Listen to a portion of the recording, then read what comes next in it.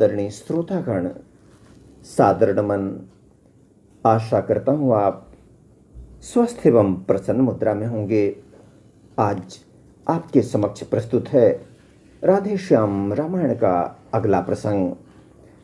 पूर्व के प्रसंग में हमने देखा सीता मैया ने मायावी मारीच की मरते समय आखिरी बात जब उसने कहा लक्ष्मण मेरी सुधि लेना को ध्यान में रखते हुए समझ लिया कि प्राणेश प्रभु श्री राम संकट में हैं और उन्होंने लक्ष्मण जी को तुरंत उनकी रक्षा के लिए जाने का आदेश दिया है। लक्ष्मण जी को पता था कि संसार का संकट हरने वाले प्रभु श्री राम संकट में हो नहीं सकते, लेकिन मैया ने कहा है कि उन्हें माता की आज्ञा समझकर तुरंत चले जाना चाहिए और थोड़ा सा भावावेश में आकर माता ने कुछ ऐसे शब्द भी प्रयोग किए हैं लक्ष्मण जी के लिए जो कि उनके लिए वज्राघात के समान था। जब लक्ष्मण जी ने भैया की आज्ञा की दुहाई देकर न जाने की बात कही तो माता ने कहा कि वे स्वार्थ बस बोली, अब मैंने जान लिया मतलब का भाईचारा है। तुम घर से बंजो आए हो, इसमें कुछ स्वार्थ तुम्हारा है। सच है प्रपंचियों में रहकर सुख पाता नहीं कहीं कोई, भाई सा जग में मित्र नहीं, भाई सा शत्रु नहीं कोई। इन बातों ने लक्ष्मण जी को झकझोर दिया है अंदर से और अंततः माँ की आज्ञा शिरोधार्य करते हुए वे कुटिया से निकल जाते हैं लक्ष्मण रेखा खींचने के बाद और मैया से निवेदन करते हुए कि माँ, जिस तरह से मैं आपकी आज्ञा मानकर कुटिया से बाहर जा रहा हूँ, उसी तरह आप भी इस लक्ष्मण रेखा की जो आज्ञा है, जो मर्यादा है, उसके अंदर रहिएगा। ऐसा कहते हुए जैसे ही उन्होंने कुटिया से बाहर कदम रखा है, कुछ ही पलों बाद घटनाक्रम इस तरह से बन जाता है। आइए चलते हैं प्रसंग की ओर। सीता की आंखों ने देखा बूढ़ा सा जोगी आता है, आवाज उसे जोगी की है, आवाज उसे जोगी की है, वही जोगी कुछ गाता है। सीता मैया की आंखों ने क्या देखा कि एक बूढ़ा सा जोगी आया है और वह जोगी अपने ही आवाज में कुछ गा रहा था।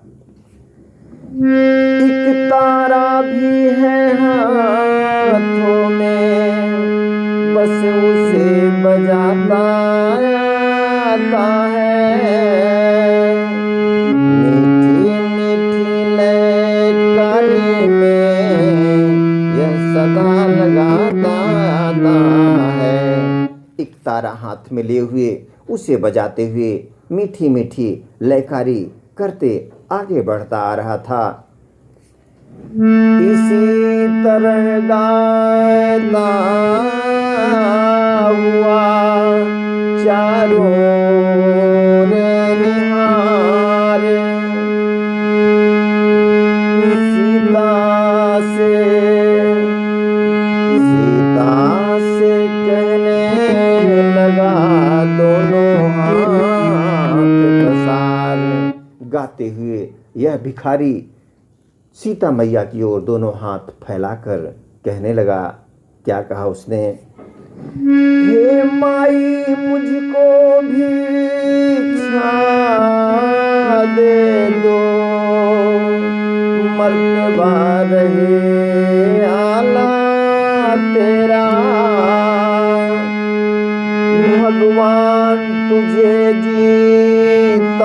रखे हो सदा बोल बाला तेरा। माई भिक्षा दे दे, तेरा संसार में बोलबाला रहेगा। तो दूधो नहा तो फल, तो दिन पर दिन बड़ भागिनी भूखे को थोड़ा भोजन दे दो, तो अटल सुहागिनी हो। माँ तू दूधो नहाओ, पोतो फलो, बड़भागी बनो, इस भूखे को थोड़ा भोजन दे के अटल सुहागिन बनो। माँ मांग रहा है द्वार पर भिक्षायते अनाथ, गृह लक्ष्मी लौटा दे कैसे खाली हाथ।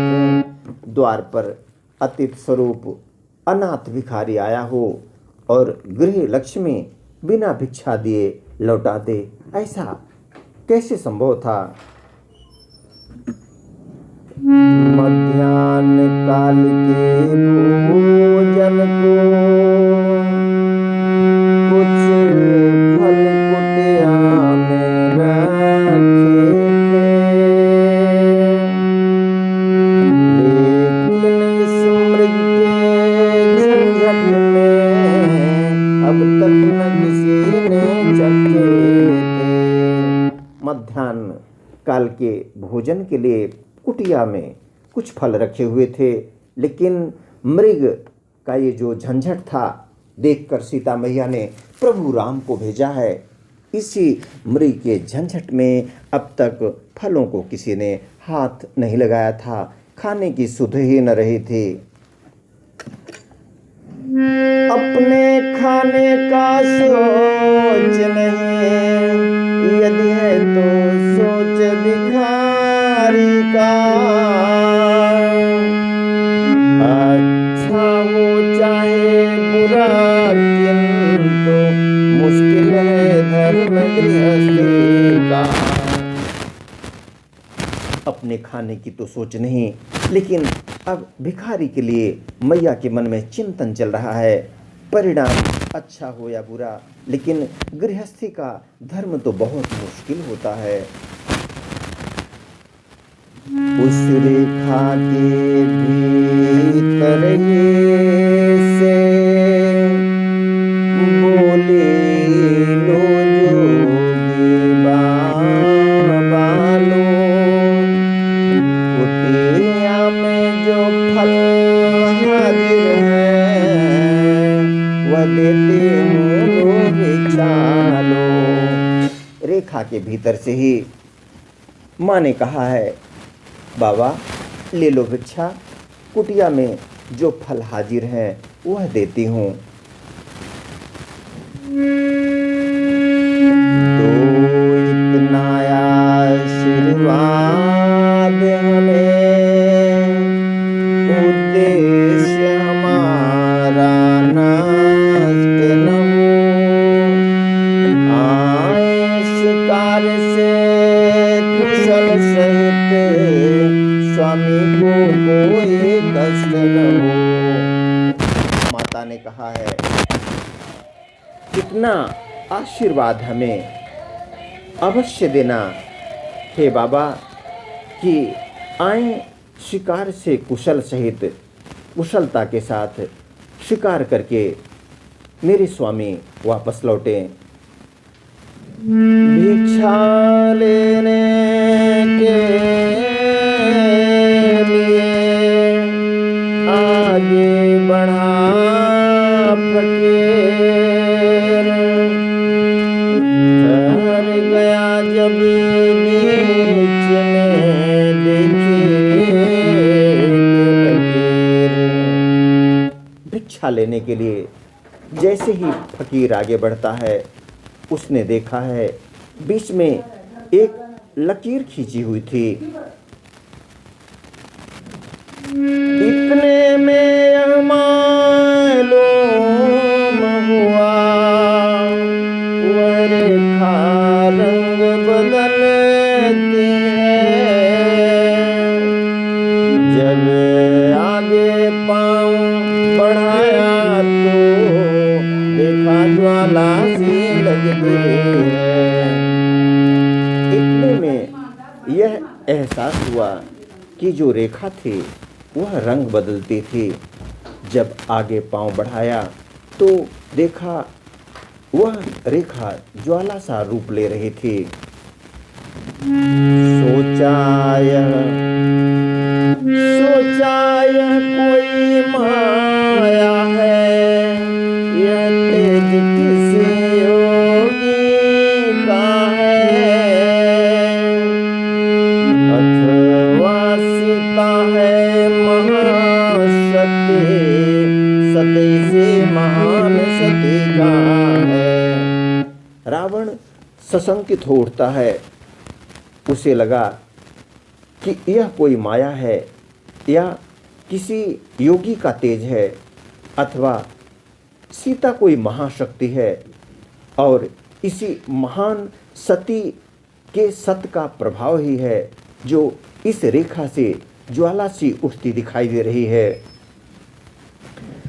रेखा उल्लंघन करता है जो निश्चय अभी मरण तेरा,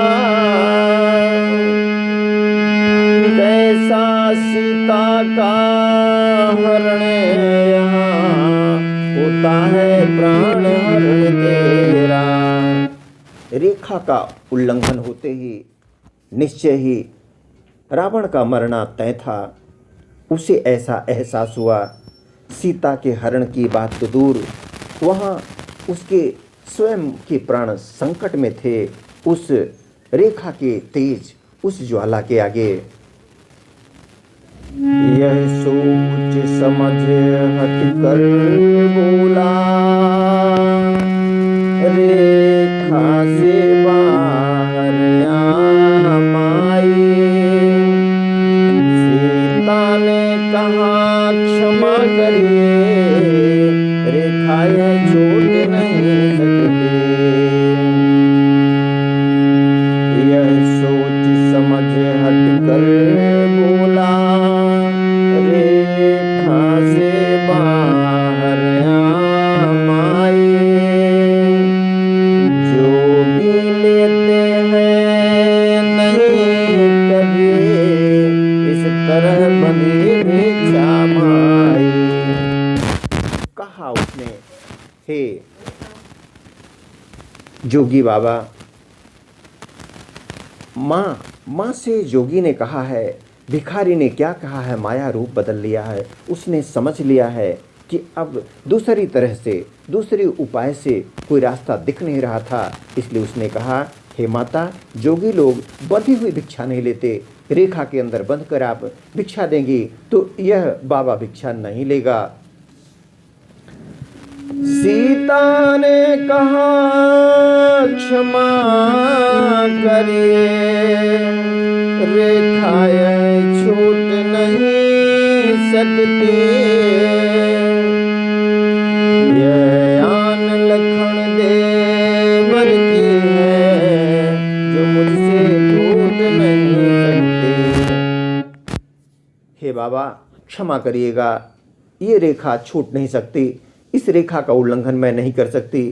यह रेखा मेरे देवर लक्ष्मण ने खींची है और इसका उल्लंघन मैं नहीं कर सकती। वह बोला तोड़ो नहीं तुम देवर की आन, बाबा भी लेगा नहीं इस प्रकार का दान। मत तोड़ो देवी, देवर की आन मत तोड़ो, लेकिन यह बाबा भी इस प्रकार की भिक्षा, इस प्रकार का दान लेगा नहीं। सीता ने सोचा अगर दिया नहीं से को दान,